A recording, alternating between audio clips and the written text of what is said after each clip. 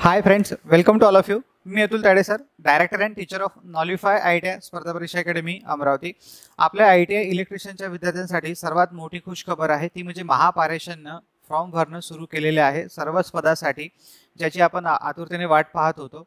तर काय काय चेंजेस आहे ॲडमध्ये ते आपण पाहू. तर सगळ्यात पहिले महापारेषणने 15 तारखेला एक नोटिफिकेशन टाकलेलं आहे. त्याच्यामध्ये notification regarding online applications against advertisement number 7, 8 आणि 10. त्याच्यामधली 7 नंबरची जी पोस्ट आहे ती टेक्निशियनसाठी आहे, जी डायरेक्ट रिक्रुटमेंट आहे बाहेरून, ज्यांच्याकडे एक्सपिरियन्स आहे. 8 नंबरची जी पोस्ट आहे ती विद्युत सहाय्यक पारेषण कॉन्ट्रॅक्च्युअल म्हणजे कंत्राटी पद्धतीवरची. आणि जे 10 नंबरची पोस्ट आहे ती सिनियर टेक्निशियन, टेक्निशियन 1, टेक्निशियन 2 साठीच आहे, म्हणजे 7 प्रमाणे, पण ही इंटरनल नोटिफिकेशन्स आहे. तर याच्यामध्ये त्यांनी जेव्हा तुम्ही ट्रान्समिशनच्या वेबसाईटवर जाल तेव्हा ही PDF डाउनलोड कराल, तेव्हा तिथे लिंक पण आहे. त्या लिंकवरून फॉर्म भरणं सुरू झालेले आहे. फॉर्म भरण्याची सगळ्यात शेवटची तारीख आहे 8 ऑगस्ट 2024. तर त्याच्या आधी सर्वांनी फॉर्म भरून घ्यावे. पण एकदा आपण याला रिकॅप करणार आहे, म्हणजे काय काय चेंजेस केलेले आहे ते पाहून घेणार आहे. लास्ट टाइम जसे काही मुलांचे छोट्या छोट्या मिस्टेकनं फॉर्म चुकलेले आहे, तर ते फॉर्म यावेळेस चुकू देऊ नका. केअरफुली फॉर्म भरा. फॉर्म भरण्यापूर्वी जो हा व्हिडिओ तुम्ही पाहतच आहे पूर्ण पहा. आणि दुसरी गोष्ट की तुम्ही पण ॲडव्हर्टाइजमेंट डिटेल्स वाचा आणि स्वतः एक इन्फॉर्मेशन कन्फर्म करून फॉर्म भरा. जे मला वाटते की विद्यार्थ्यांनी इथे मिस्टेक नाही केलेल्या पाहिजे, त्याच्या हिशोबाने मी इथे माहिती देत आहे. तर या ॲडव्हर्टाइजमेंटमध्ये सांगितलं की candidate are required to apply online by clicking the link. Okay, तर जे महत्त्वाचं आहे ते मी रीड करतोय, बाकी शांततेत तुम्ही रीड करणार. Application registration before applying online candidate should scan there. म्हणजे फॉर्म भरण्याच्या अगोदर, आता हा पॉईंट काय आहे मी मला माहित आहे, वाचलेला आहे, तर मी डायरेक्ट सांगतो तुम्हाला की फॉर्म भरण्याच्या अगोदर आपण आपले फोटोग्राफ, साईन, त्याच्यानंतर मग हँड रिटर्न जे नोट्स आहे, म्हणजे हँड रिटर्न जी माहिती असते त्याचं सगळ्यांचं जे काही फाईल आहे ते आपल्या लॅपटॉपमध्ये, कम्प्युटरमध्ये घेऊन घ्यायच्या. बाकी मग इथे ईमेल ID, फोन नंबर म्हटलेला आहे. तर ईमेल ID आणि फोन नंबर हा व्हॅलिड असला पाहिजे, चालू असला पाहिजे, आणि एक्झाम पूर्ण होईपर्यंत किंवा आपण जॉबवर लागेपर्यंत तो चालूच ठेवायला पाहिजे. नाही तर मग काय होते की आपण नंबर देतो दुसरा आणि मग तो नंबर कालांतराने बंद होते. तर असं पण नाही झालं पाहिजे. बाकी मग तुम्हाला त्याच्यावर SMS वगैरे येईल असं ते म्हटलेलं आहे. तुमच्या ज्यांना पूर्ण फॉर्म एका वेळेस भरणं होत नसेल तर तुम्ही रजिस्ट्रेशन करून घ्या. इथं जे सांगितलेलं आहे ते मी बोलतोय की पहिल्या टप्प्यामध्ये तुमचं रजिस्ट्रेशन होऊन जाते आणि त्याच्यानंतर मग तुम्ही काही माहिती भरून त्याला सेव्ह अँड नेक्स्ट करून बाकीचा फॉर्म नंतरही सुद्धा भरू शकता. फक्त एवढी गोष्ट आहे की फॉर्म भरण्याच्या नंतर, म्हणजे इथं लास्टला बटन येते एक कम्प्लीट रजिस्ट्रेशन म्हणून, तर त्याच्या अगोदर पूर्ण फॉर्म भरून झाल्याच्या अगोदर आपला प्रिव्ह्यू अवश्य पाहायचा. फॉर्मचा प्रिव्ह्यू पाहिल्यामध्ये 2 नाही 3 वेळेस चेक करायचं की काही माहिती चुकीची तर नाही भरलेली आहे, काही स्पेलिंग मिस्टेक नाही तर नाही झालेलं आहे, किंवा काही येस आणि नोचं. तर सगळं जे तुम्हाला वाटते तुमच्या माहितीप्रमाणे, तुमच्या क्वालिफिकेशननुसार ते सगळं चेक करून मगच कम्प्लीट रजिस्ट्रेशन पूर्ण करायचं. तर हे असं दिलेलं आहे याच्यामध्ये. बस एवढंच या ॲडव्हर्टाइजमेंट दिलेलं आहे की फॉर्म भरणं सुरू झालेले आहे. आणि याच्यामध्ये त्यांनी लास्ट तारीख पण दिलेली आहे 9 ऑगस्ट. ठीक आहे, 9 ऑगस्ट आहे, सॉरी, 9 ऑगस्ट 2024. पण आता ही जे ॲड आहे आपल्या ITI वाल्या विद्यार्थ्यांसाठी, तर ते ॲडव्हर्टाइजमेंट, तर त्याच्याबद्दल आपण माहिती घेणार आहे की ॲडव्हर्टाइजमेंटमध्ये काही यांनी बदल काही केले का आणि काय काय बदल असतील. तर ही ॲडव्हर्टाइजमेंट आहे महाराष्ट्र राज्य विद्युत पारेषण कंपनीची. जास्त डिटेल माझे वाचणार नाही मी आता हे, कारण आपल्याला कमीत कमी वेळेत व्हिडिओ बनवायचा आहे.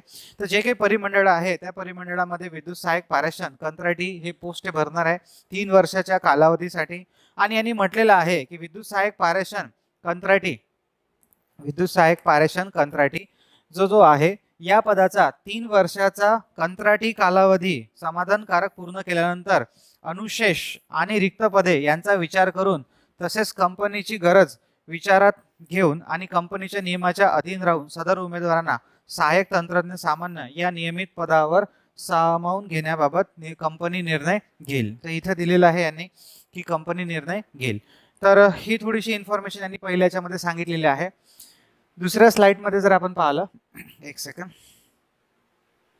तर आपल्याला असं दिसेल की इथे त्यांनी रिक्त पदांचा जागा दाखवल्या. रिक्त पदांचा व अनुसूचनाचा तपशील खालीलप्रमाणे आहे, म्हणजे अनुसूचित जाती, अनुसूचित जमाती, त्यानंतर विमुक्त जाती वगैरे सगळं. आता याच्यामध्ये कॉलम आणखी वाढलेला आहे. सामाजिक व इतर शैक्षणिक मागासवर्ग, म्हणजे SC/BC साठी, EWS साठी, खुला, OBC, NT वगैरे, आणि हे एकूण पद आहे. तर यावेळेस जर आपण पाहिलं तर इथे तुम्हाला मोठा बदल असा दिसेल, आणि सगळ्यात महत्त्वाची संधी आहे आपल्यासाठी, की टोटल जागा सुद्धा वाढलेल्या आहे. 2623 जागा आहे. ओके, आणि जे हे होते हँडिकॅप स्टुडंट, तर त्यांच्यासाठी पण इथं त्यांनी ऑप्शन्स अवेलेबल करून दिलेले आहे. तर लास्ट टाइम ते नव्हतं, तर इथे दिलेलं त्यांनी की कर्णबधिरता असेल किंवा ऐकू येण्यासाठी दुर्बलता असेल, असे जे काही, किंवा एका पायाने अपंग असतील किंवा कुष्ठरोग असेल, असे जे काही ज्या कॅटेगरीमध्ये येते ही ॲडव्हर्टाइजमेंट तुम्ही डिटेलमध्ये वाचावी. जिथं जिथं इम्पॉर्टन्स आहे तिथं तर मी तुम्हाला माहिती देतच आहे की जेणेकरून तुम्हाला शॉर्टमध्ये सगळी इन्फॉर्मेशन कळली पाहिजे. तर दुसरा पॉईंट जर आपण पुढे गेलो तर हे सगळ्यात महत्त्वाची संधी की आपल्या ॲड म्हणजे ज्या जागा आहेत त्या वाढलेल्या आहे. म्हणजे ज्या विद्यार्थ्यांना वाटत होतं की बा माझं होणार की नाही होणार की नाही होणार, तर असं समजा मित्रांनो की आता ह्या जागा तुमच्यासाठीच वाढलेल्या आहेत जर तुमचा ॲव्हरेज अभ्यास असेल तर. पण तरीही जेवढे आपले नॉलिफायचे विद्यार्थी किंवा इतरही काही विद्यार्थी असेल, अजूनही जर तुम्ही अभ्यासाला सुरुवात केली नसेल तर सुरू करा. बॅचेस लावा किंवा सेल्फ स्टडी करा, पण अभ्यासाला सुरुवात करा, कारण की त्याच्याशिवाय कठीण होईल. कारण की खूप सारे विद्यार्थी आता अभ्यास करत आहे मागच्या 2-2 वर्षापासून अशा या कॉम्पिटिशनमध्ये, आणि जे ॲडव्हान्स लेवल आता एक्झाममध्ये विचारले जात आहे तर त्या लेवलमध्ये जर आपल्याला उतरायचं असेल तर आपल्याला तयारी चालू करावी लागेल. त्याच्यामुळे तुम्हाला जर असं वाटत असेल की फक्त फॉर्म भरून देऊ आणि मग एक्झाम देऊन पाहू, झालं तर झालं, अचानक चान्स गमवू नका. कारण की ही गोल्डन ऑपॉर्च्युनिटी आहे. ही तुमच्याकडे महापारेषणची एक गोल्डन ऑपॉर्च्युनिटी आहे, त्यासोबत महावितरणची एक गोल्डन ऑपॉर्च्युनिटी आहे. तर या दोनपैकी तुमच्या एका कोणत्याही भरतीमध्ये, मी तर म्हणा दोन्ही भरतीमध्ये सिलेक्शन झालंच पाहिजे. तर पण एकच गोष्ट लक्षात ठेवा की जे आपल्याला करायची आहे तिथंच तुम्ही जॉईन व्हा.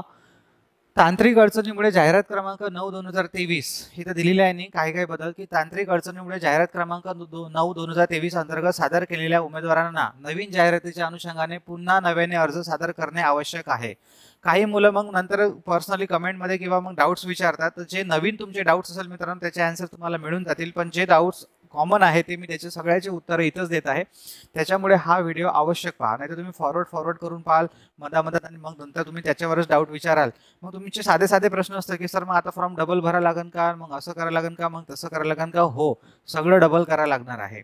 तर जी फीज तुम्ही आधी भरलेली आहे ती तुम्हाला सेपरेट तुमच्या बँकमध्ये भेटणार आहे, पण ते नंतर भेटणार आहे. आता तुम्हाला फॉर्म नव्याने भरायचा आहे आणि त्याच्यासाठी तुम्हाला नव्यानं फीज भरायची आहे. हे सगळं दिलेलं आहे इथं, कारण की मी डिटेल वाचेल तर त्यामुळे व्हिडिओ लंबा होईल आपला, म्हणून तुम्हाला सांगतो आहे की तुम्ही अजूनही एकदा वाचाल. तर अशा उमेदवारांना अनुषंगाच्या भरलेल्या परीक्षा शुल्काचा परतावा इथं दिलाच आहे.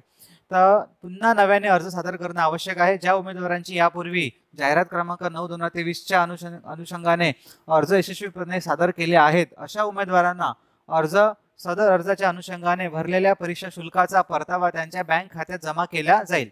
त्यामुळे अशा उमेदवारांना जाहिरातीच्या अनुषंगाने अर्ज करताना पुन्हा विहित परीक्षा शुल्क भरणे आवश्यक आहे. म्हणजे तुम्हाला पुन्हा परीक्षा शुल्क भरणं आवश्यक आहे. वय हे सुरुवातीचे काही पॉईंट्स खूप महत्त्वाचे आहेत, त्याच्यामुळे डिटेलमध्ये समजून सांगतो. वय, शैक्षणिक अर्हता व अनुभव इत्यादींकरिता उमेदवाराची पात्रता ही दिनांक 31/7/2024 रोजी गणली जाईल. 31/7/2024 रोजी गणली जाईल. म्हणजे लास्ट टाइम जी भरती आली होती 2023 मध्ये, तर त्याचं न करता आता डायरेक्ट 31/7 म्हणजे 31 जुलैपर्यंत, जर 31 जुलैपर्यंत गणली जाईल म्हणजे 31 जुलैच्या अगोदरचं तुमचं एज, 31 जुलैच्या अगोदरची तुमची रिझल्ट, मार्कशीट वगैरे सगळं तुमचं, कास्ट सर्टिफिकेट, नॉन क्रिमिनल तुमचं 31 जुलैच्या अगोदरपर्यंत किंवा तिथपर्यंत पाहिजे. परंतु जाहिरात क्रमांक पुढे म्हटलेला आहे नाही, परंतु जाहिरात क्रमांक 9/2023 अंतर्गत अर्ज सादर केलेले उमेदवार नवीन पात्रता दिनांकामुळे दिनांक 31/7/2024 उच्चतम वयाची अट ओलांडत असल्यास, आता हा सगळ्यात महत्त्वाचा पॉईंट आहे की सर आम्ही मागच्या ॲडव्हर्टाइजमेंटमध्ये एजमध्ये बसत होतो, आता एजमध्ये बसणार नाही असं वगैरे ज्यांना शंका होती, तर मित्रांनो तसंच त्यांनी एज क्रायटेरिया खूप दिलेला आहे जास्त. कमाल वयोमर्यादा 38 वर्ष दिलेली आहे. त्याच्यातही मागासवर्गीय विद्यार्थ्यांसाठी 5 वर्ष अजून शिथिल आहे. अशा केसमध्येही समजा जे ओपन कॅटेगरीचे विद्यार्थी असतील, जे 38च्या पुढेही गेलेले असेल, तर त्यांनी इथं संधी दिलेली आहे की उच्चतम वयाची अट ओलांडत असल्यास या भरती प्रक्रियेकरिता, फक्त या भरती प्रक्रियेकरिता अशा उमेदवारांसाठी उच्चतम वयाची अट ही जाहिरात क्रमांक 9/2023 नुसारच म्हणजे 10/12/2023 रोजीचीच राहील. म्हणजे जर तुम्ही मागच्या भरतीमध्ये बसत असाल तर तुम्ही याही भरतीमध्ये एज क्रायटेरियामध्ये बसता. तर तथापि वयाची वैधता कागदपत्रे पडताळणीच्या वेळी ठरविण्यात येतील. म्हणजे तुमचे जे काही वयाचं हे आहे पुरावे ते डॉक्युमेंट व्हेरिफिकेशनच्या वेळेस ठरतील. तर हा पॉईंट झाला आपला, हा पॉईंट झाला. आता हा पॉईंट पाहू आपण 1.4. उपरोक्त तक्त्यात नमूद केलेली रिक्त पदांची संख्या, सामाजिक व समांतर आरक्षणाचा तपशील हा त्या विभागीय कार्यालयाच्या बिंदूनामातील म्हणजे जशाच्या जागा आलेल्या आहेत तशानुसार त्यांनी मांडलेले आहे. पर्टिक्युलरली कॅटेगराईज वाईज त्यांनी वेगवेगळ्या केल्या नाही आहे असं त्यांनी खाली सांगितलं आहे विभागामध्ये. फक्त विभागामध्ये किती जागा रिक्त आहे हे सांगितलं आहे. पुढचा पॉईंट आहे, डिटेलमध्ये नाही वाचला मी तो पॉईंट, कारण हे पूर्ण डिटेल ॲडव्हर्टाइजमेंट जर वाचतो म्हटलं तर पूर्ण 1 तास लागते आपल्याला कमीत, कारण की मी वाचलेली आहे ऑलरेडी, त्याच्यामुळे तुम्हाला जे इन्फॉर्मेशन आहे ते मी सांगतो आहे जे महत्त्वाचे आहे. तर जाहिरातीत दर्शविण्यात आलेल्या पदसंख्येत व आरक्षणाच्या स्थितीत सामाजिक व समांतर आरक्षण निकड असल्यास बदल होऊ शकतो. असा बदल करण्याचे अधिकार कंपनीस आहे, हे त्यांनी सांगितलेलं आहे की जे आरक्षणामध्ये बदल वगैरे होऊ शकतो असा ते कंपनीमध्ये आहे. तर हे काही एवढे पॉईंट्स आपल्यासाठी सध्या महत्त्वाचे नाही आहे. उपरोक्त तक्त्यात नमूद केलेली रिक्त पदांची संख्या ही प्राप्त परिस्थितीमध्ये त्या विभागीय कार्यालयाच्या बिंदू रिक्त पदे व अनुशेष एकत्रित करून आलेल्या स्थितीवरून दर्शवलेली आहे. म्हणजे त्या विभागातून ज्या ज्या जागा आल्या आहेत त्याच्या बिंदू नियमावलीनुसार जागा दर्शवलेल्या आहे. त्यामुळे उमेदवाराची निवड झाल्यास त्याला कोणत्या परिमंडळाअंतर्गत पदस्थापना म्हणजे त्याला जॉईनिंग कुठं द्यायची देण्यात येईल याबाबतच्या सूचना अनुक्रमांक 8 येथे निवड झालेल्या उमेदवारांच्या पदस्थापनेबाबत या शीर्षकाखाली देण्यात आलेले आहे. त्या सूचना उमेदवाराने काळजीपूर्वक वाचाव्या. तर हा पॉईंट आपण पुढे वाचूच. अनुक्रमांक 8चा रिक्त पदांच्या अधिक माहितीसाठी उमेदवारांनी जाहिरातीसोबतचे प्रपत्र 1 पाहावे. म्हणजे खाली या जाहिरातीमध्ये कोणत्या विभागामध्ये किती जागा खाली आहे हे सगळं दिलेलं आहे. तर पुढे पहा, आता कोणत्या सर मग विभागामध्ये फॉर्म भरायचाच नाही आपल्याला फक्त ज्या विभागामध्ये जॉब पाहिजे त्या विभागाचा 3 त्यांनी दिलेला आहे प्रायोरिटी, मागच्या सारखंच सेम, की तुम्हाला पहिलं प्राधान्य कोणत्या विभागाला, दुसरं प्राधान्य कोणत्या विभागाला आणि तिसरं प्राधान्य कोणत्या विभागाला. या 3 याच्यामध्ये तुम्ही बसणारच, नाही बसले तर ते त्यांच्यानुसार तुम्हाला जॉईनिंग देतील, हे त्यांनी ॲडमध्ये सांगितलेलं आहे. जर पुढे गेलो आपण तर कंत्राटी कालावधी, तर हे तर माहितीच आहे तुम्हाला की 3 वर्षाचा कंत्राटी कालावधी आहे. पुढे यांनी हेही म्हटलेलं आहे याच्यामध्ये की तुम्ही 1 वर्षाचा कॉन्ट्रॅक्ट पूर्ण केल्यानंतर तुमचं प्रत्येक वर्षी पाहिल्या जाईल की तुमचं कशी प्रगती आहे, तुमचं बिहेवियर वगैरे कसं आहे, काम कसं करता, त्याच्यानुसारच तुमचा 2ऱ्या वर्षाचा 3ऱ्या वर्षाचा कॉन्ट्रॅक्ट कंटिन्यू केला जाईल. त्याच्यामुळे नोकरी लागल्यावर व्यवस्थित करणे हेही लक्षात असू द्या. आणि मग जेव्हा तुम्ही 3 वर्षाचा जो समाधानकारक कॉन्ट्रॅक्ट पूर्ण कराल तेव्हा तुम्हाला सहाय्यक तंत्रज्ञ सामान्य या नियमित पदावर सामावून घेण्याबाबत कंपनी प्रशासन घेईल याची उमेदवारांनी नोंद घ्यावी. तर ह्याच्यामुळे हे पोस्ट जे आहे सगळ्या परमनंट आहे. तर मानधन दिलेलं आहे, पहिल्या वर्षी 15,000, दुसऱ्या वर्षी 16,000, तिसऱ्या वर्षी 17,000, बाकी मग याच्यातूनच कटून जातील तुमचे काही पैसे. उपरोक्त मानधनातून भविष्य निर्वाह निधी, आयकर, व्यवसाय कर, मेडिक्लेम इत्यादी वजावट नियमानुसार करण्यात येईल. तर हे म्हणजे एवढे हातात येणार नाही आपल्या, याच्यातून कॅन्सल होतील. पुढे जर पाहिलं आपण पुढचा पॉईंट शैक्षणिक अर्हता, तर शैक्षणिक अर्हतेमध्ये काहीच बदल नाही केलेला आहे, सेम आहे. त्याच्यामुळे काही कन्फ्युजनची गोष्ट नाही आहे. खूप सारे विद्यार्थी मागच्या वेळेस कन्फ्युजन झाले होते की या NCT-VT आणि NCVT मध्ये काय फरक आहे. तर ते एकच आहे मित्रांनो, आधीचं NCVT आताचं आहे NCT-VT मध्ये, तेच राष्ट्रीय व्यवसाय शिक्षण परिषद. तर यांनी म्हटलेलं आहे की शिकाऊ उमेदवारी कायदा 1961 अंतर्गत राष्ट्रीय व्यवसाय शिक्षण परिषद NCT-VT नवी दिल्ली यांनी प्रदान केलेले 20 तंत्री या व्यवसायातील राष्ट्रीय शिकाऊ उमेदवारी प्रमाणपत्र धारक, म्हणजे ज्यांच्याकडे डायरेक्ट अप्रेंटिसशिपचं सर्टिफिकेट आहे ते विद्यार्थी याला पात्र आहेत. किंवा पहिले ऐकून घ्या, किंवा सेम मागच्या सारखंच आहे सगळं, किंवा म्हटलेलं आहे स्पष्ट शब्दामध्ये, किंवा औद्योगिक प्रशिक्षण संस्थेकडून 20 तंत्री व्यवसायातील पाठ्यक्रम पूर्ण केल्यानंतर राष्ट्रीय व्यवसाय परीक्षण परिषद NCT-VT नवी दिल्ली यांनी प्रदान केलेले 20 तंत्री या व्यवसायातील राष्ट्रीय व्यवसाय प्रमाणपत्र धारक, म्हणजे ज्यांच्याकडे फक्त ITIचं सर्टिफिकेट आहे, मार्कशीट आणि सर्टिफिकेट आहे. मार्कशीट जरी महत्त्वाची आहे, कोणाचं सर्टिफिकेट यायचं असेल पण रिझल्ट लागलेला असेल तर तेही असे पात्र आहेत. तर जे राष्ट्रीय व्यवसाय प्रमाणपत्र धारक विद्यार्थी आहे, ज्यांच्याकडे एक डिप्लोमा सर्टिफिकेट भेटते आपल्याला ITIचं, असे विद्यार्थी सुद्धा याला पात्र आहे. आणि परत त्याला एक किंवा दिलेला आहे, म्हणजे हे पहिली पात्रता किंवा हे दुसरी पात्रता किंवा मग हे तिसरी पात्रता. तर तिसरी पात्रतामध्ये COB म्हटलेला आहे, centre of COE, centre of excellence, हा ट्रेड म्हटलेला आहे इलेक्ट्रिकल सेक्टर मधला, ज्याच्यामध्ये 1 वर्षाचं बेसिक ट्रेनिंग असते, 6 महिन्याचं ॲडव्हान्स ट्रेनिंग असते, 6 महिन्याचं त्याच्यामध्ये ST-LTचं इक्विपमेंटचं ट्रेनिंग असते. जर अशा या फॉर्मॅटमध्ये तुमचं COE मध्ये जर ITI झालेला असेल तर तुम्ही त्याला सुद्धा पात्र आहे. तर याच्यातली कोणतीही एक पात्रता पाहिजे असं कंपल्सरी नाही आहे की ITI नंतर अप्रेंटिसशिप पाहिजे म्हणून, फक्त ITI इलेक्ट्रिशियन पाहिजे. वायरमनचे विद्यार्थी याला फॉर्म भरू शकत नाही, हे एक आहे आधीपासूनच याच्यामध्ये नोट त्यांनी पण सांगितलेली आहे पारेषणनेच. फक्त इलेक्ट्रिशियनचे विद्यार्थी क्वालिफाय आहे, तर त्याच्यासाठी तुम्हाला अप्रेंटिसशिप कंपल्सरी असणं गरजेचं नाही आहे.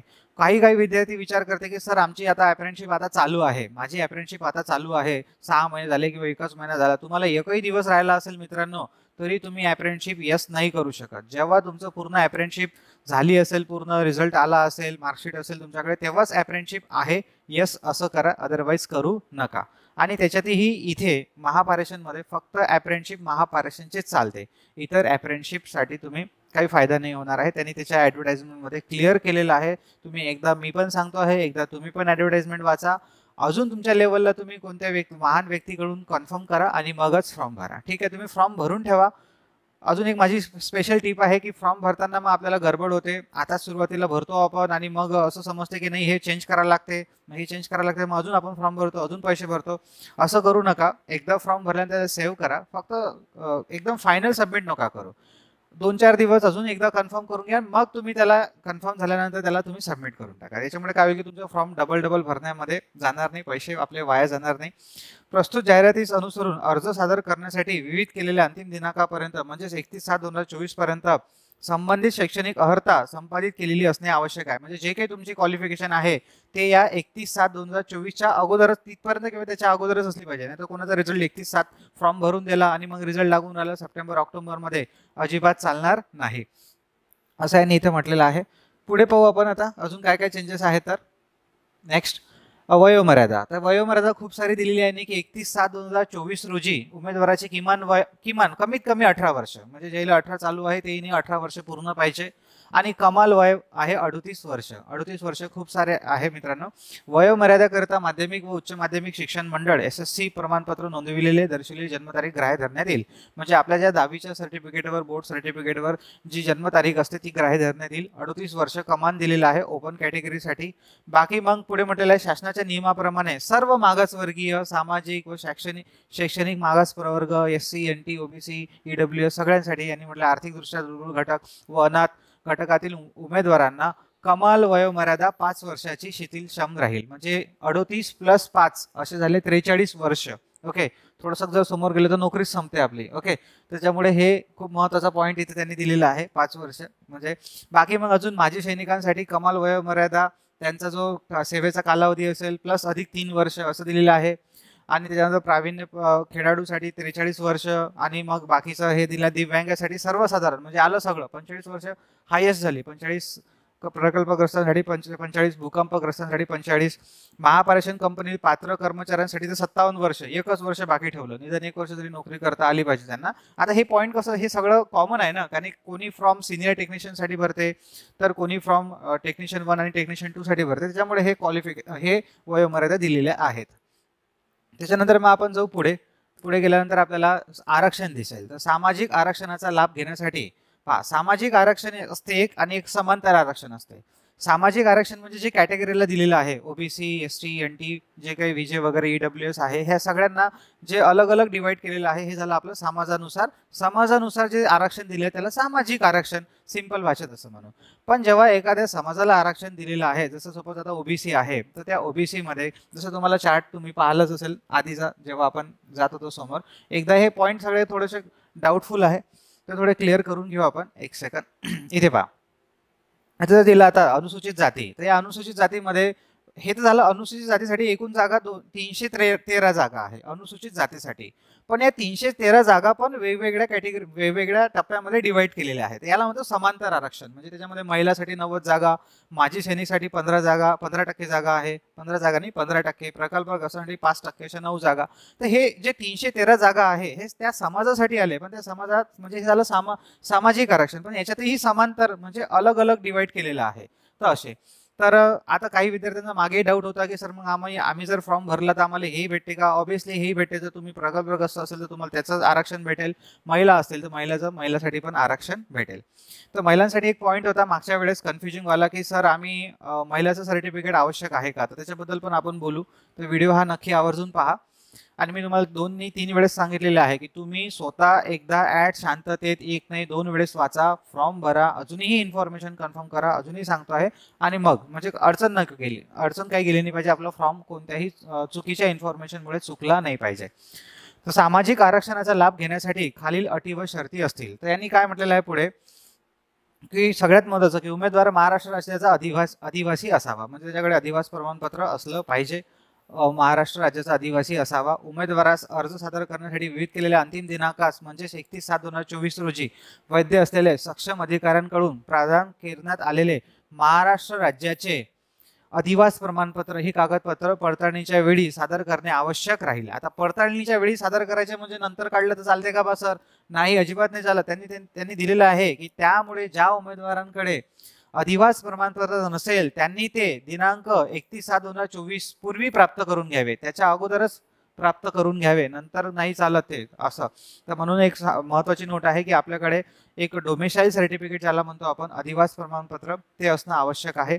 दुसरं म्हटलेलं आहे सामाजिक आरक्षणाच्या अनुषंगाने आरक्षणाचा लाभ घेऊ इच्छिणाऱ्या मागास प्रवर्गातील उमेदवारांनी अर्ज सादर करण्यासाठी विविध केलेल्या अंतिम दिनांकास म्हणजे दिनांक 31/7/2024 रोजी वैध असलेले सक्षम अधिकाऱ्यांकडून प्रदान करण्यात आलेला जातीचा दाखला, कास्ट सर्टिफिकेट व महाराष्ट्राचे अधिवास प्रमाणपत्र हे कागदपत्र पडताळणीच्या वेळी सादर करणे आवश्यक आहे. तर कास्ट सर्टिफिकेट जे काही असेल आपले डॉक्युमेंट ते सगळे 31/7/2024 अगोदरच काढलेले असावे. तसेच अशा उमेदवारांनी जात पडताळणी समितीने वैध ठरवलेले जात वैधता प्रमाणपत्र. आता हे जात वैधता प्रमाणपत्र म्हणजे कास्ट व्हॅलिडिटी. तर कोणाकडे कास्ट व्हॅलिडिटी असते, कोणाकडे नसते. ज्यांचं पॉली वगैरे झालेलं आहे किंवा 11th-12th सायन्स आहे त्यांच्याकडे असते. ज्यांच्याकडे नाही त्यांनी घाबरू नका, त्यांनी ते म्हटलेलं आहे पुढे की 6 महिन्याच्या कालावधीमध्ये तुम्हाला काढून द्यावं लागेल. तर तो पॉईंट इथं म्हटलेला आहे. सामाजिक आरक्षणाच्या तसेच वयाच्या व परीक्षा शुल्काच्या लाभासाठी फक्त महाराष्ट्र शासनाच्या सक्षम अधिकाऱ्यांनी जारी केलेले जात प्रमाणपत्र जात वैधता, म्हणजे तुम्हाला जे काही आहे समजा सामाजिक आरक्षण घ्यायचं आहे, वयाचं आरक्षण घ्यायचं आहे किंवा अजून मग परीक्षा शुल्कामध्ये सूट पाहिजे असेल तर त्यासाठी हे महाराष्ट्राचा रहिवासी असला पाहिजे आणि तसं सर्टिफिकेट म्हणजे तेच आहेच आपल्याकडे. म्हणजे ज्या पुढे म्हटलेलं आहे महाराष्ट्र राज्य लोकसेवा, महाराष्ट्र राज्य लोकसेवा, अनुसूचित जाती, अनुसूचित जमाती, विमुक्त जाती, भटक्या जमाती, विशेष मागास प्रवर्ग व इतर मागास वर्ग आरक्षणाचा अधिनियम 2001 सन 2004 चा महाराष्ट्र अधिनियम क्रमांक 1 हे सगळे तुम्ही हा अधिनियम महाराष्ट्र शासनाचे दिनांक 29/1/2004 पासून अंमलात आणला आहे. सदर अधिनियमानुसार अनुसूचित जाती, आता हे पूर्ण दिलेलं आहे, याच्यासाठी सगळ्यांसाठी हा नियम आहे आणि याच्यामध्ये पुढे म्हटलेलं आहे की सदर अधिनियमानुसार अनुसूचित जाती व अनुसूचित जमाती यांना वगळून उर्वरित मागास प्रवर्गातील म्हणजेच विमुक्त जाती, भटक्या जमाती वगैरे आणि भटक्या जमाती ब, भटक्या जमाती क, भटक्या जमाती ड, विशेष मागास प्रवर्ग, इतर मागास प्रवर्ग, उन्नत व प्रगत गटात, म्हणजे हा पॉईंट आता पुढे जर म्हटलं डिटेलमध्ये वाचतो तर सरळ फक्त हे अनुसूचित जाती आणि अनुसूचित जमाती म्हणजे मला वाटते SC आणि ST या 2 कॅटेगरीला जर सोडलं तर बाकी सगळ्या कॅटेगरीला नॉन क्रिमिनल आवश्यक असते. तर तुम्हाला माहितीच आहे त्या माझ्यापेक्षा पण की कोणत्या कॅटेगरीला कोणाला नॉन क्रिमिनल आवश्यक असते किंवा नसते. तसं दिलंच यांनी की याच्यामध्ये अनुसूचित जाती आणि अनुसूचित जमाती म्हणजे SC आणि ST कॅटेगरी जर सोडलं तर बाकी सगळ्या कॅटेगरीला नॉन क्रिमिनलची आवश्यकता असते. तर असं नॉन क्रिमिनल सर्टिफिकेट पण तुम्ही म्हणजे प्रगत गटात मोडत नसल्याचे सर्टिफिकेट कागदपत्रे पण तुम्ही 31/7/2024 रोजी अगोदर किंवा त्या रोजीपर्यंत काढलेलं असावं. नंतर पुढे म्हटलेलं आहे आता फॉर्म भरण्याची शेवटची तारीख आहे 9 ऑगस्ट पण कागदपत्राची तारीख आहे 31च. नाही तर मग तुम्ही फॉर्म भरून आले 9ला आणि कागदपत्र दाखवून आले 7चं 8चं, तर तसं दिलेलं नाही आहे याच्यामध्ये मित्रांनो, हे समजून घ्या इथं. तर मी सगळे डाऊट तुमचे देतो आहे. याच्या व्यतिरिक्त जर याच्यात मी जो डाऊट क्लिअर केलेला आहे तो मी त्याचा आन्सर तुम्हाला देणार नाही, हे लक्षात ठेवा. सन 2024 चा महाराष्ट्र अधिनियम क्रमांक 16 म्हणजे जो आहे 16 दिनांक 26 फेब्रुवारी 2024 या वर्षीचा असं शासन निर्णय क्रमांक BCC हा दिलेला आहे दिनांक 27/2/2024 अन्वये महाराष्ट्र राज्याच्या सामाजिक व शैक्षणिक दृष्ट्या म्हणजे SC-BCचं जे आहे आरक्षण ते सामाजिक व शैक्षणिक दृष्ट्या मागास प्रवर्गासाठी SC-BC आरक्षण हे माननीय उच्च न्यायालयाच्या मुंबईकडे प्रलंबित रिट याचिका वगैरे म्हणजे जे आरक्षण दिलेलं आहे SC-BCला ते अजूनही रिट याचिका मुंबई यांच्याकडून नुसार दिलेलं आहे. म्हणते त्याच्यामध्ये जर काही बदल झाला तर इकडे पण बदल होईल असं या पॉईंटमध्ये म्हटलेलं आहे. पुढे जाऊ आपण समोर आणि पुढे गेल्याच्या नंतर हा झाला पॉईंट आणि हा 6 नंबरचा पॉईंट आहे आर्थिकदृष्ट्या दुर्बल घटकातील उमेदवारांना सामान्य प्रशासन विभागाकडून म्हणजे जे EWS वाले विद्यार्थी त्यांच्याकडे EWSचं सर्टिफिकेट असलं पाहिजे. हा पॉईंट याच्यामध्ये दिलेला आहे. एकदा अर्जात दर्शवलेल्या आता पुढे एकदा म्हणजे हा जो पॉईंट आहे याच्यामध्ये म्हटलेला आहे की आता तो वाचत नाही मी डायरेक्ट सांगतो तुम्हाला की जर एकदा अर्जात तुम्ही जे काही कॅटेगरी आहे आणि ज्या कॅटेगरीतून तुम्ही फॉर्म भरलाय ती एकदा सिलेक्ट केली आणि सबमिट केलं तर कोणत्याही कारणास्तव ती कॅटेगरी चेंज होत नाही. जेव्हा मला वाटते तुम्ही फर्स्ट रजिस्ट्रेशन करता तेव्हाच विचार करायचा की आपण कोणत्या कॅटेगरीमध्ये आहे, आपल्याकडे कोणते डॉक्युमेंट्स आहे आणि आपण कोणती कॅटेगरी बरोबर निवडत आहे. याच्यामध्ये अजून एक सांगतो तुम्हाला, हा पॉईंट सगळ्यात महत्त्वाचा आहे की विद्यार्थी इथं कन्फ्यूज होतात की सर मग मी आता ओबीसी कॅन्डिडेट आहे किंवा अजून SC ST कॅन्डिडेट आहे, तर मग मी फॉर्म माझ्या कॅटेगरीमधून भरू की ओपनमधून भरू, ओपनमध्ये मला जास्त जागा दिसत आहे तर मग मी ओपनमधून भरू का, बरोबर, किंवा मग मी ओपनमधून कॅटेगरीमधून भरला तर ओपनमध्ये माझी निवड होईल का. तर मित्रांनो, मोस्ट ऑफ द एक्झाममध्ये असंच होते की जर तुम्ही कॅटेगरीचे विद्यार्थी असाल, ओबीसीचे विद्यार्थी असाल, तर जेव्हा तुम्ही ओबीसीमधून भरता तेव्हा तुमचा सगळ्यात पहिले विचार ओपनमध्ये, त्याच्यानंतर मग आपल्या कॅटेगरीमध्ये असाच केला जातो. ओके, आता आमचंही सिलेक्शन झालं तर आम्ही त्याच्यामध्ये असाच कॅटेगरीमधून आलेलो आहोत. का जसं मी याच्यामध्ये सिलेक्ट झालो होतो जेव्हा JEE मध्ये महावितरणमध्ये, तेव्हा मी ओबीसी मधून फॉर्म भरला होता पण माझं सिलेक्शन ओपन मधून झालं होतं. तर सेम आता ओपन मध्ये कसं काय गेलो आपण, तर आपल्याला मार्क्स जास्त असल्याच्या कारणाने तिथं झालं तर ऑब्व्हियसली इथंही होणारच आहे, ते दिलेलं आहे त्यांनी. पण इथं तो पॉईंट अजून एक क्लिअर होतो की एकदा अर्जात दर्शविलेल्या जाती संबंधीचा विकल्प बदलता येणार नाही, तो विकल्प बदलता येणार नाही. दुसरा पॉईंट यांनी काय म्हटलेलं आहे की खुल्या प्रवर्गातून अर्ज सादर करणाऱ्या मागासवर्गीय प्रवर्गातील उमेदवारास, ओके, म्हणजे समजा तुम्ही आता मागासवर्गीय प्रवर्गात म्हणजे कोणतेही SC ST NT कोणती कॅटेगरी असो, समजा एखादा ओबीसी कॅटेगरीचा विद्यार्थी आहे तो ओपन मधून फॉर्म भरून राहिला, म्हणजे तो वाला पॉईंट आहे. खुल्या प्रवर्गातून अर्ज सादर करणाऱ्या मागासवर्गीय प्रवर्गातील उमेदवारास खुल्या प्रवर्गासाठीच ग्राह्य धरण्यात येईल. म्हणजे तुमची कॅटेगरी जर ओबीसी आहे आणि तुम्ही ओपन कॅटेगरीमधून फॉर्म भरला, ओके, तर तुम्हाला ओपनचंच आरक्षण लागेल, बाकी कोणतं आरक्षण इथं लिहिलं आहे खुल्या प्रवर्गासाठीच पण लावलं आहे त्याला की खुल्या प्रवर्गासाठीच ग्राह्य धरण्यात येईल. तर इथूनही आपल्याला तो पॉईंट क्लिअर होऊन जाते. बाकी अजून तुम्ही तुमच्या लेवलला कन्फर्म करून घ्या. समांतर आरक्षणाचा लाभ घेण्यासाठी खालील अटी व शर्ती असतील. बाकी महिला आरक्षण, आता हे महिला आरक्षणचं एक सगळ्यात मोठा इश्यू होता की यांच्याकडे यांनी इथं म्हटलेला आहे, आता हा पॉईंट मी वाचतोय डिटेलमध्ये. बाकीचं महिला आरक्षण महाराष्ट्राचा निर्णय क्रमांक 82 वगैरे नंबर वाचत नाही मी. एक मधील तरतुदीनुसार महिलांसाठी 30% आरक्षण समांतर आरक्षण राहील. समांतर आरक्षण म्हणजे जे आता कॅटेगरीला आलं त्याच्यात डिवाइड होऊन जाईल, त्यात 30% महिला. शासन निर्णय महिला व बाल विकास विभाग क्रमांक वगैरे हे सगळे मी स्किप करत आहे. दिनांक 4/5/2023 अन्वये विहित कार्यपद्धतीनुसार अराखीव खुला प्रवर्ग तसेच अनुसूचित जाती व अनुसूचित जमाती प्रवर्गातील महिलांनी नॉन क्रिमिनल प्रमाणपत्र सादर करण्याची आवश्यकता नाही. म्हणजे जे काही आहे पहा इथं दिलेलं आहे की आता हे मी तुम्हाला मगाशी म्हटलं होतं की खुलांना तर काही ऑप्शनच नसते, त्यांना तर काही नॉन क्रिमिनल कास्ट सर्टिफिकेटचा विशेष नाही राहिला. अनुसूचित जाती आणि अनुसूचित जमाती प्रवर्गातील महिलांनी नॉन क्रिमिनल प्रमाणपत्र सादर करण्याची आवश्यकता नाही. मी काहीच बोलू नाही राहिलो, इथं लिहिलं आहे सगळं, नाही म्हणते हा, पाहिजे नाही म्हणते. पण पुढे काय म्हटलंय, पण मात्र अन्य मागास प्रवर्गातील महिलांसाठी करिता आरक्षित असलेल्या पदावरील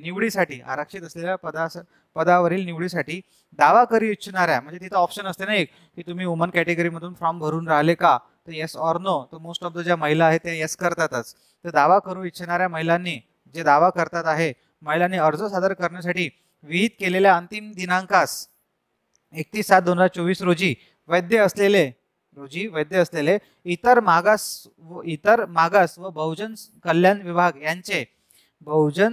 विभाग यांचे शासन शुद्धीपत्र क्रमांक संकीर्ण 2023 जे काय पुढे अन्वय व सामान्य प्रशासन विभागाकडून वेळोवेळी विहित करण्यात आल्याप्रमाणे नॉन क्रिमिनल प्रमाणपत्र तसेच दिनांक 31/7/2024 रोजी वैध असलेले महाराष्ट्र राज्याचे अधिवास प्रमाणपत्र हे कागदपत्रे पडताळणीच्या वेळी सादर करणे आवश्यक आहे. म्हणजे अधिवास प्रमाणपत्र आणि नॉन क्रिमिनल प्रमाणपत्र कोणाला सोडून, हे अनुसूचित जाती अनुसूचित जमाती खुला प्रवर्ग सोडून जेवढे महिला आहे, ओके, त्या सगळ्यांना. मात्र अन्य मागास प्रवर्गातील जेवढे आले त्याच्यामध्ये, म्हणजे हे जर आपण सोडले अनुसूचित जमाती आणि अनुसूचित जाती, त्या सगळ्यांना 2 सर्टिफिकेट लागतील, म्हणते नॉन क्रिमिनल आणि एक अधिवास प्रमाणपत्र. याच्यामध्ये कुठेही असं महिला आरक्षणाचं सर्टिफिकेट लागेल असं काही यांनी या पॉईंटमध्ये दिलेलं नाही आहे. आता इथं खूप साऱ्या मुलींचा एक डाऊट असतो आणि कन्फ्युजन असतो, तो थोडंसं क्लिअर करतो माझ्या लेवलला. की महिला आरक्षणचं सर्टिफिकेट निघत होतं एक तहसीलमधून, आता ते मला वाटते मागच्या वर्षीपासून निघणं बंद झालं. अजून मला त्याच्याबद्दल श्युरिटी नाही आहे, तुम्ही तुमच्या तहसीलला एकदा कन्फर्म करून घ्यायचं की महिला आरक्षण सर्टिफिकेट निघते काय. तर जर निघत असेल तर ते काढूनच येस करून टाका, आणि जर नसेल निघत तर मग त्याला काही ऑप्शन नाही आहे. मग इथे निघतच नसेल, ते म्हणत असेल की निघतच नाही, आता बंद झाले, शासनाने देणं बंद झाले, तर मग कोणाला मागणारही नाही ना तुम्हाला. मग इथे नॉन क्रिमिनल आणि कास्ट सर्टिफिकेट अधिवास हेच म्हटलेलं आहे. तर हा पॉईंट तुम्हाला क्लिअर करून दिला आहे मी सगळ्या जे काही लेडीज आहे ज्यांना फॉर्म भरायचा आहे. पुढे जाऊ आपण अजून. माजी सैनिकसाठी दिलेलं आहे की त्यांचं ते हे जे आहे सर्टिफिकेट वगैरे प्रकल्पग्रस्त असेल त्यांच्याकडे ते सगळे डॉक्युमेंट असले पाहिजे. भूकंपग्रस्त असेल, आता हे मी वाचत नाही आहे, तुम्ही ज्या ज्या कॅटेगरीनुसार समजा तुम्ही भूकंपग्रस्त असेल तर हा पॉईंट वाचा, याच्यात कोणाचं सर्टिफिकेट लागते आहे तर ते दिलेलं आहे त्याने. उच्च गुणवत्ता खेळाडूधारक वगैरे असेल ते कोणत्या स्टेटचं कोणत्या बोर्डाचं, दिव्यांग असेल तर, अनाथ असेल तुम्ही तर, असं सगळं. तर हे झालं आता समांतर आरक्षणाबाबतीत, पहिले सामाजिक मग नंतर समांतर. मग आलो आपण आता निवड पद्धतीवर. तर निवड पद्धती आपल्याला माहीतच आहे की ऑनलाईन एक्झाम घेणार आहे. ऑनलाईन एक्झाममध्ये आपल्याला 4 विषय आहे. 20 तंत्री व्यवसायातील विषयाचे ज्ञान, प्रोफेशनल नॉलेज, सामान्य अभियोक्ता म्हणजे याच्यामध्ये जनरल ॲप्टिट्यूडमध्ये रिझनिंग आहे, तर्कशक्ती, क्वांटिटेटिव्ह ॲप्टिट्यूड आहे आणि मराठी भाषा. तर 50 मार्कासाठी तुम्हाला सगळ्यात महत्त्वाचा पॉईंट आहे मित्रांनो हा, ओके, इथं लक्ष द्या. प्रोफेशनल नॉलेज 50 प्रश्न येतील 110 मार्क्ससाठी, म्हणजे 2.2चं मार्किंग आहे इथं. 50 प्रश्न. आता असं नाही आहे की फक्त तुमचं टेक्निकलवरच पेपर निघेल, तुम्हाला टेक्निकल सोबत नॉन टेक्निकल पण करावं लागेल. पण या पुऱ्या पेपरमध्ये तुम्ही जर स्कोर पाहिला, जे व्हॅल्युएशन पाहिलं, तर सगळ्यात जास्त टेक्निकलला आहे. तर माझी सर्व विद्यार्थ्यांना नम्र विनंती आहे मित्रांनो की अभ्यास अजूनही जर तुम्ही सुरू केला नसेल तर करा.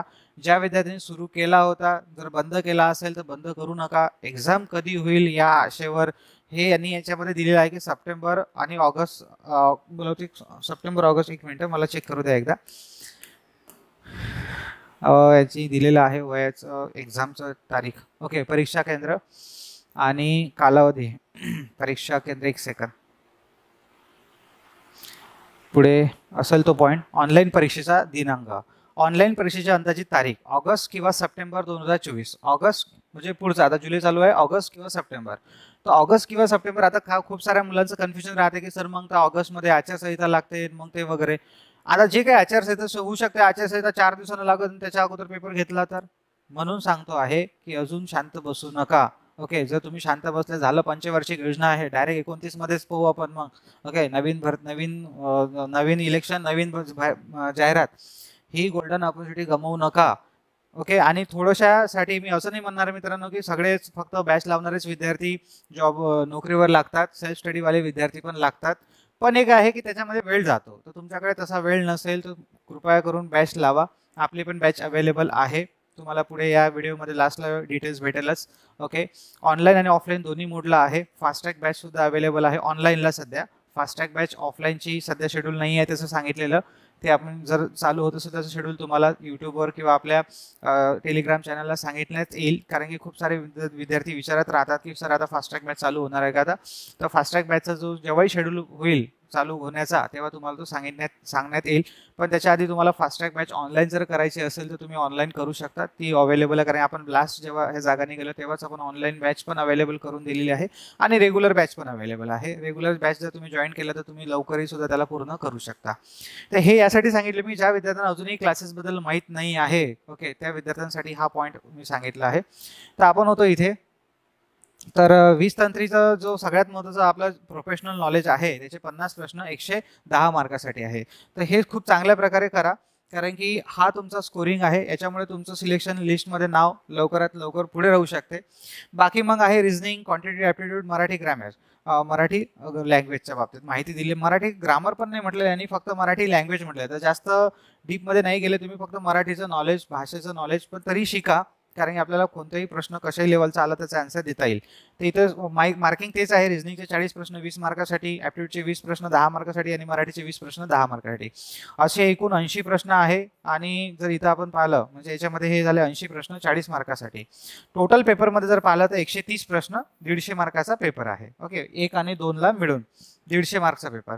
पण पुढचे पॉईंट जे आहे ते याच्यामध्ये दिलेलं आहे नाही की ऑब्जेक्टिव्ह टाईपचा पेपर असेल आपला. उमेदवारांनी दिलेल्या चुकीच्या प्रश्न, प्रत्येक चुकीच्या उत्तरांना शास्ती दंड, पेनल्टी असेल, म्हणजे निगेटिव्ह मार्किंग आहे. त्यानुसार त्या प्रश्नास विहित असलेल्या एकूण गुणांच्या 1/4 म्हणजे 0.25, 1/4 म्हणजे 0.25% निगेटिव्ह मार्किंग आहे. आता खूप साऱ्या विद्यार्थ्यांचं एक कन्फ्युजन असते की सर ऑप्शन 4 येतील की ऑप्शन 5 येतील.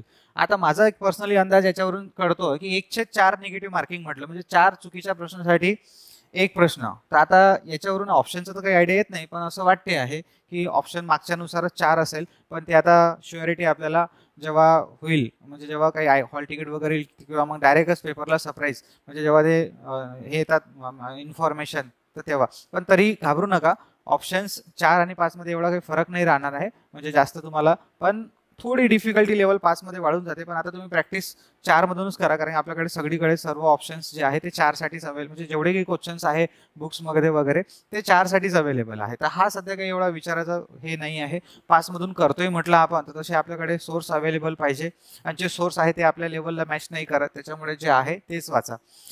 तर इथे निगेटिव्ह मार्किंग आहे हे लक्षात असू द्या. तर पुढे जर आता काही पॉईंट पण क्लिअर केलेले आहे. तर उमेदवाराने उपरोक्त नमूद 20 तंत्री व्यवसायातील विषयाचे ज्ञान सामान्य अभियुक्ता अंतर्गत तर्कशक्ती, संख्यात्मक अभियुक्ता व मराठी भाषा या सर्व विषयाचे प्रश्न सोडविणे आवश्यक आहे. म्हणजे असं नाही की तुम्ही फक्त टेक्निकलचे प्रश्न सॉल्व्ह केले आणि बाकीचे नॉन टेक्निकलचे प्रश्न सॉल्व्हच नाही केले, तर तसं नाही चालणार. सर्व विषयाचे मित्रांनो हे बारकाईने लक्ष द्या. इथं व्हिडिओला स्किप करून चाललो आपण समोर, म्हणजे आपल्याकडे तेवढाही वेळ नाही आहे की व्हिडिओ पाहायला किंवा ही जाहिरात डिटेलमध्ये वाचायला. असं नाही की व्हिडिओ पाहायलाच पाहिजे, पण हे मग आपण जाहिरात तरी निदान डिटेलमध्ये वाचली पाहिजे. पण मुलं वाचत नाही, काय फक्त वेळच नाही आहे अजिबात आपल्याकडे. सगळा वेळ आहे आपल्याकडे रील पाहण्यासाठी. पण असं करू नका. जे अभ्यासू आहे ते तर नाही करत म्हणा असं, पण जे नाही करत त्यांनी पण केअरफुली लक्ष द्या, कारण की हा एक छोटीशी मिस्टेक जी आहे तुमचं सिलेक्शन गमावू शकते. पुढे यांनी फॉर्म मध्ये फोटो साईनच्या बाबतीत पण खूप मोठी छोट्या इन्फॉर्मेशन दिलेल्या आहेत, त्या पण काळजीपूर्वक लक्ष ठेवजा. तर सर्व विषयाचे प्रश्न सोडविणे आवश्यक आहे. तसेच उपरोक्त नमूद चाचणी परीक्षेतील कुठल्याही विषयात उपविषयात उमेदवारास 0, हा महत्त्वाचा पॉईंट आहे, 0 किंवा 0पेक्षा कमी गुण असल्यास सदर उमेदवार अपात्र ठरविण्यात येईल याची उमेदवारांनी नोंद घ्यावी. त्यामुळे अशा उमेदवारांनी जरी लेखी परीक्षेतील गुणाच्या आधारे गुणवत्ता यादीमध्ये स्थान मिळवले असले तरी त्यांच्या निवडीकरिता विचार करण्यात येणार नाही याचीही उमेदवारांनी नोंद घ्यावी. म्हणजे जर तुम्हाला खूप चांगले मार्क भेटले टेक्निकलमध्ये, ॲप्टिट्यूडमध्ये, रिझनिंगमध्ये, तुम्ही सिलेक्शन लिस्टमध्ये आले पण मराठीत 0 आहे किंवा निगेटिव्ह आहे, कोणत्याही एका समजा विषयामध्ये जर 0 असेल कोणत्याही, तर तुमचं सिलेक्शन होणार नाही. त्याच्यामुळे तुम्हाला पॉझिटिव्ह मार्क पाहिजे, म्हणजे पाहिजेच. ते 1 असो 2 असो, पण तुम्हाला पॉझिटिव्ह मार्क पाहिजे. 0 यांनी म्हटलंय 0, 0, 0 अथवा 0पेक्षा कमी. ठीक आहे, त्याच्यामुळे असं नाही म्हटलं. आणि हे काही असं स्कोरिंग नाही आहे म्हणजे तुम्हाला सगळ्यामध्ये एवढं मार्क पाहिजे, फक्त 0 किंवा 0पेक्षा जास्त, 0पेक्षा कमी नाही पाहिजे. उमेदवारांनी ऑनलाईन परीक्षेत मिळवलेल्या गुणाच्या आधारे अंतिम गुणवत्ता यादी तयार करण्यात येईल. म्हणजे जेवढी काही आपल्याला मार्क्स भेटले त्याच्या आधी गुणवत्ता यादी निवड करण्यात येईल. तथापि नियुक्तीपूर्वी उमेदवाराची विविध शारीरिक चाचणी, वैद्यकीय चाचणी होईल, ते चाचणी घेतील, त्याच्यामध्ये तुम्ही पात्र असले पाहिजे. हा पॉईंट यांनी याच्यामध्ये म्हटलेला आहे दुसऱ्यामध्ये, तर मी त्याला थोडंसं स्किप केलेलं आहे या पॉईंटला. पुढे जाऊ आपण 7 नंबरच्या पॉईंटवर. तथर्थ महाराष्ट्र राज्य विकास मंडळ मरावी मंडळ महापारेषण कंपनीत यशस्वीरित्या 20 तंत्री या व्यवसायात शिकाऊ उमेदवारी प्रशिक्षण पूर्ण केलेल्या, आता हा पॉईंट थोडासा महत्त्वाचा आहे. महाराष्ट्र राज्य वीज मंडळ महापारेषण कंपनीत यशस्वीरित्या 20 तंत्री, महापारेषण म्हणा किंवा महाराष्ट्र, आता इथं पोरं कन्फ्युजन झालं होते, तर मी याच्याबद्दल काहीच बोलणार नाही. फक्त इथं जो पॉईंट आहे याच्याबद्दल बोलतो आहे, बाकी तुम्ही तुमच्या चांगल्या अधिकाऱ्यांकडून कन्फर्म करा. महापारेषण कंपनीत यशस्वीरित्या 20 तंत्री या व्यवसायातील शिकाऊ उमेदवारी प्रशिक्षण पूर्ण केलेल्या सर्व अर्हताधारक. आता मला जे वाटते ते मी सांगतो आहे, कारण की खूप साऱ्या विद्यार्थी डाऊट असते की आता हे महापारेषण आहे, पण आधी तर हे महाराष्ट्र वीज मंडळ होतं ना. तर मग तुमचं महापारेषणच्या आधी जर ॲप्रेंटिसशिप झाली असेल तर त्याचं म्हणणं असं आहे हे वालं, किंवा मग महापारेषण जेव्हापासून महापारेषण आलं, कारण की हे महापारेषण, महावितरण आणि महाजनको हे नंतर डिवाइड झालेलं आहे, पण त्याच्या आधी तर एकच मंडळ होतं. तर त्या मंडळामध्ये जर तुमची ॲप्रेंटिसशिप झाली असेल तर तेही चालते, किंवा मग नंतर वेगवेगळं झाल्याच्या नंतर जर तुमची महापारेषणमध्ये ॲप्रेंटिसशिप झाली असेल तर तेही चालते. हे माझं पर्सनल ओपिनियन आहे, बाकी मग तुम्ही कन्फर्म करू शकता. तर महापारेषण कंपनीत यशस्वीरित्या 20 तंत्री या व्यवसायात शिकाऊ उमेदवारी प्रशिक्षण पूर्ण केलेल्या सर्व अर्हताधारक उमेदवारांना त्यांनी ऑनलाईन परीक्षेत मिळवलेल्या गुणाच्या 10% अधिक गुण त्यांच्या लेखी परीक्षेत गुणामध्ये मिळून येणाऱ्या गुणाच्या आधारे अंतिम निवड यादी तयार करण्यात येईल. आता हा जो पॉईंट आहे हा काय म्हटलं, सपोज मी एक विद्यार्थी आहे आणि मला 50 मार्क भेटले, 150 पैकी एवढे दिवे लावले मी 50 मार्काचे. ओके, अभ्यास नाही केला तेवढेच लागणार आहे. तर 50 मार्काचे दिवे लावले, तर या 50चे 10% किती होऊन राहिले आहे, 5 मार्क. तर तुम्हाला 5 मार्क याच्यामध्ये प्लस होऊन जातील. तर तुमचे 5 मार्क प्लस झाले तर मग तुमचा स्कोर झाला 55. ठीक आहे, आणि मग त्या 55 वरलाही 100 मध्ये कन्वर्ट केला जाईल. आता इथं विद्यार्थ्यांचं कन्फ्युजन असते, जसं आम्ही तुम्हाला फॉर एक्झाम्पल सांगून देतो, 50 मार्क मला 150 पैकी मला 50 मार्क मिळाले. सपोज या 150 पैकी मला 50 मार्क मिळाले, तर 50चे 10% किती झाले 10% कोणाशी काढा तुम्ही. ओके, शेवटचा झिरोच कॅन्सल करायचा असतो फक्त. तर हे 5 मार्क. आता हे 5 मार्क, तर 50 + 5 असे टोटल मार्क किती झाले तुम्हाला 55. जर तुम्हाला 80 भेटले असेल तर 80 चे 10% 8 मार्क ते तुमचे वाढून जातील. आता हे 55 झाले तुमचे 150 पैकी, बरोबर. हे जे 55 मार्क झाले म्हणजे तुम्हाला 150 पैकी आता इथं 55, पण याला तुम्हाला नंतर कन्वर्ट केल्या जाईल 100 आउट ऑफ. ओके, म्हणजे 150 पैकी एवढे, 150 पैकी एवढे, तर 100 पैकी किती, याला क्रॉस मल्टिप्लिकेशन करून तुमचं उत्तर तुम्ही काढू शकता. ठीक आहे, तर हे तुमच्या इन्फॉर्मेशनसाठी मी इथं सांगून दिलं. पुढे जाऊ आपण.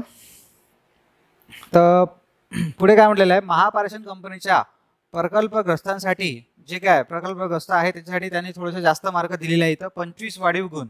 जे प्रकल्प ज्यांची जागा प्रकल्पग्रस्त कोणते, महापारेषण कंपनीच्या प्रकल्पासाठी, हे वाला स्पेशल वाले होते. तिकडचे प्रकल्पग्रस्त वेगळे आणि हे वेगळे. ओके, ज्यांचे तिकडे पण भेटणार आहे, ज्यांची जमीन गेली आहे, पण ज्यांची जमीन अजून महापारेषण मध्ये जर गेली असेल त्यांच्या प्रकल्पासाठी, तर त्यांच्यासाठी त्यांनी 25 वाढीव गुण दिलेले आहे. भाऊ, हे खूप मोठी महत्वाची गोष्ट इथं दिली. जास्त 25 वाढीव गुण देऊन अंतिम गुणवत्ता यादी निवड सूची तयार करण्यात येईल.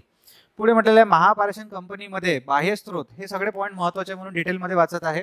महापारेषण कंपनीमध्ये बाह्य स्त्रोताद्वारे कंत्राटी कामगार म्हणून कार्यरत काम केलेल्या, म्हणजे कंत्राटी काम केलेल्या किंवा मग करून राहिलेल्या आहे बाह्य स्त्रोताद्वारे. तर महापारेषण कंपनीमध्ये बाह्य स्त्रोताद्वारे कंत्राटी कामगार म्हणून कार्यरत किंवा मग काम केलेल्या, एक तर तुमचं झालं असेल काम करून, किंवा मग जे बॉन्ड संपला असेल, कॉन्ट्रॅक्ट संपला असेल, किंवा तुम्ही आता काम कार्यरत असाल किंवा काम केलेल्या, तसेच विविध अर्हता, म्हणजे असं नाही की फक्त तुम्ही कॉन्ट्रॅक्टवर काम केलंच महापारेषण मध्ये, तुमच्याकडे ते विविध अर्हता पण असली पाहिजे, म्हणजे आपला ITI वगैरे असं झालेला असला पाहिजे. तर विविध अर्हता पूर्ण केलेल्या कंत्राटी कामगाराच्या हितार्थ महाराष्ट्र शासनाकडून प्राप्त झालेल्या मंजुरीनुसार महापारेषण कंपनीत बाह्य स्त्रोताद्वारे कार्यरत किंवा मग काम केलेल्या, तसेच विविध अर्हता पूर्ण केलेल्या तांत्रिक कंत्राटी कामगारांना त्यांच्या मागील अनुभवाच्या आधारे, हे सगळं मागच्या सारखंच आहे, त्यांनी ऑनलाईन परीक्षेत मिळवलेल्या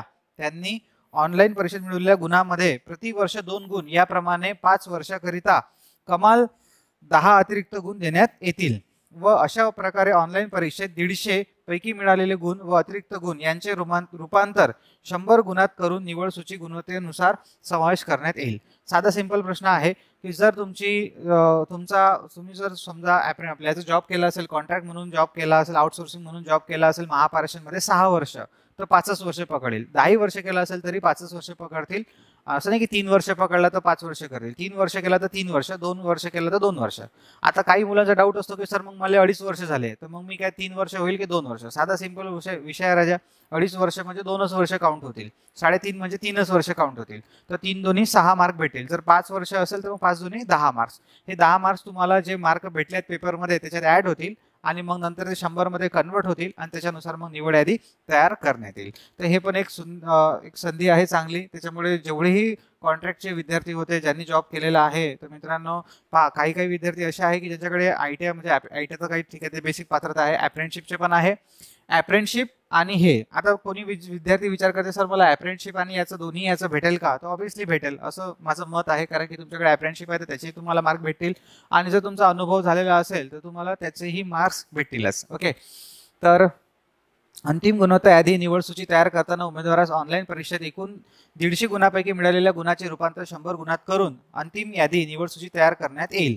अंतिम निवड यादी स्थान मिळवण्याकरिता, आता हाही एक पॉईंट महत्वाचा आहे की 100 गुणांमध्ये तर तुमचं कन्व्हर्शन करतील, मग 100 गुणात कन्व्हर्शन केल्याच्या नंतर अंतिम निवड यादीत स्थान मिळविण्याकरिता खुल्या प्रवर्गातील उमेदवारास 100 गुणांपैकी, म्हणजे जेव्हा 100 मध्ये कन्व्हर्शन केलं त्याच्यामध्ये 100 गुणांपैकी 30 गुण आणि मागास प्रवर्गातील व समांतर आरक्षणाचा लाभ घेणाऱ्या उमेदवारास 100 गुणांपैकी कमीत कमी 20 गुण प्राप्त करणे आवश्यक आहे. उमेदवाराने तेवढे कमीत कमी गुण प्राप्त न केल्यास त्याची निवड होणार नाही याची उमेदवारांनी नोंद घ्यावी व निवड यादी त्या मर्यादेत राखण्यात येईल. ठीक आहे, अशा पद्धतीने म्हणजे इथं जे आहे, जे मागासवर्गीय जेवढे विद्यार्थी आहेत त्यांना कमीत कमी 100 पैकी 20 गुण असले पाहिजे आणि इकडे 100 पैकी 30 गुण असले पाहिजे. तर हाही एक पॉईंट इथं महत्वाचा आहे. ज्या उमेदवारांचे परीक्षेत मिळालेले गुण समान असतील अशामध्ये ज्यांची अप्रेंटिस झाली त्यांना प्राधान्य देण्यात येईल. जर दोघा तिघाचे मार्क सारखे झाले तर मग त्यांच्यामध्ये जो वयाने मोठा असेल त्याला प्राधान्य देण्यात येईल. हे सगळे पॉईंट म्हटलेले आहे. प्रस्तुत जाहिरातीच्या अनुषंगाने समांतर आरक्षणात अंतर्गत निवडकरिता शासन प्रतिपत्रक वगैरे दिलेलं आहे, शुद्धीपत्रक वगैरे सामान्यतः उपरोक्त नमूद केलेल्या निवड पद्धतीचे अनुसरण करण्यात येईल. तथापि कोणत्या निवड पद्धतीचा अवलंब करायचा हे ठरवण्याचा अधिकार निर्णयपूर्वकपणे कंपनीकडे आहे. म्हणजे कोणत्या आता हे जे आहे बायफर्गेशन कसं करायचं ह्याचा अधिकार त्यांनी त्याच्याकडे दिलेला आहे महापारेषण कंपनीकडे. निवड झालेल्या उमेदवारांच्या पदस्थापनेबाबत हा पॉईंट मी डिटेलमध्ये वाचत नाही. इथे तुम्हाला 3 ऑप्शन दिलेले असेल, त्या 3 ऑप्शनला तुम्ही सिलेक्ट करा. त्याच्यापैकी तुम्हाला कोणते एक ऑप्शन देण्यात येईल असं ते म्हणते. त्याच्यात जर तुम्ही नाही बसले तर जिथं आम्हाला आवश्यकता वाटेल म्हणते तिथं तुम्हाला टाकू, किंवा मग जसं आम्हाला आवश्यक त्या ऑप्शन सोडा, जर आम्हाला अजून काही आवश्यकता असेल तर आम्ही तिथेही टाकू म्हणते. फक्त हे एक फॉर्मॅलिटीसाठी यांनी दिलं, त्याच्यानुसारच करू म्हणते आम्ही. ओके, आता ह्या पॉईंटला मी डिटेल वाचला नाही, म्हणजे डिटेल वाचत नाही, म्हणजे मी वाचलेला आहे, तुम्ही वाचा, पण असं दिलेलं आहे यांनी. परीक्षा केंद्रे बाकी अहमदनगर, अमरावती, छत्रपती संभाजीनगर, चंद्रपूर वगैरे जे आपल्याला ऑप्शन जवळ पडतात ते ऑप्शन तुम्ही निवडू शकता एक्झामसाठी. फक्त एक गोष्ट सांगतो, एक्झामला जेव्हाही जाल तेव्हा एक दिवस आधी त्या सेंटरला जाऊन भेट करा, कुठं आहे काय. पेपरच्या दिवशी अननेसेसरी वेळ नको, नाही तर मग सेंटर पाहण्यातच आपले 2 तास चालले, तिकडे पेपर लागला गेला खतम काम. त्याच्यामुळे टाटा बाय बाय. तर तुम्हाला काम नसलं झालं पाहिजे आपलं. तिन्ही केंद्रासाठी आवश्यक असलेल्या किमान उमेदवाराची नोंदणी न झाल्यास, हे तर सगळे पॉईंट चिल्लर आहे. आता हे काही एक्सप्लेन करण्याचे. परीक्षा शुल्कावर आलो आपण आता. त्याच्यासाठी जर परीक्षा शुल्क पाहिलं आपण, ओपन कॅटेगरीसाठी तर 500 रुपये आहे, कॅटेगरीसाठी 250 रुपये आहे, आणि दिव्यांग व माजी सैनिकासाठी सूट दिलेली आहे. ओके, तर हे पैसे तुम्हाला कोणत्याही कारणास्तव वापस भेटणार नाही असंही त्यांना सांगितलेलं आहे. आता मागचे देऊन राहिले ते, पण आता कोणत्याही कारणास्तव भेटणार नाही म्हणते.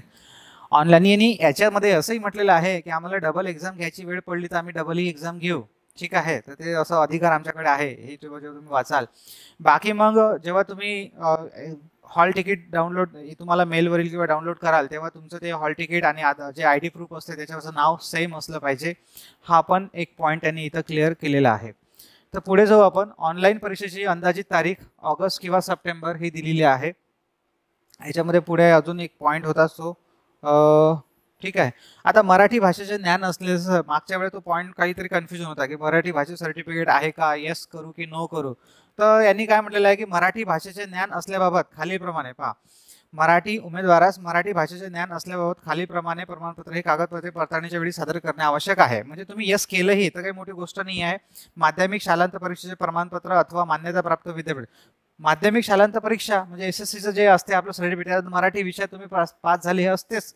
जर त्याच्यात मराठी विषय नसेल तर मग तुम्हाला दुसरं मराठी जसं मान्यताप्राप्त विद्यापीठ संस्था किंवा संस्थांमधील प्राध्यापकाने उमेदवारास मराठी भाषा लिहिता वाचता येते या असल्याबाबतचे प्रमाणपत्र दिले पाहिजे. असंही असते. किंवा हेही नसेल तर मग तुम्हाला म्हटलेलं नाही की 3 वर्षाच्या आत विभागीय मराठी भाषा परीक्षा उत्तीर्ण होणे आवश्यक आहे. तुमच्याकडे ऑप्शन आहे. तर मराठीचा काही एवढा विषय घाबरू नका त्याच्यामध्ये. उमेदवारास ऑनलाईन परीक्षेकरिता स्वखर्चाने यावे लागेल. आम्ही कुठं म्हणतो तुम्ही पैसे द्या म्हणून, हे त्यांनी स्वतः म्हटलेलं आहे इथं. पुढे काय म्हटलेलं आहे, परीक्षा भरती प्रक्रियेस विलंब होणे, परीक्षा पूर्णपणे रद्द होणे अथवा निवड प्रक्रिया पूर्ण करण्यास अडचणी येणे याबाबतची शक्यता नाकारता येत नाही. अशा परिस्थितीत परीक्षा वेळेवर पार पाडण्याचे, परीक्षा पुन्हा सुरू करण्याचे, निवड प्रक्रिया पूर्ण करण्याचे सर्व प्रयत्न करण्यात येतील.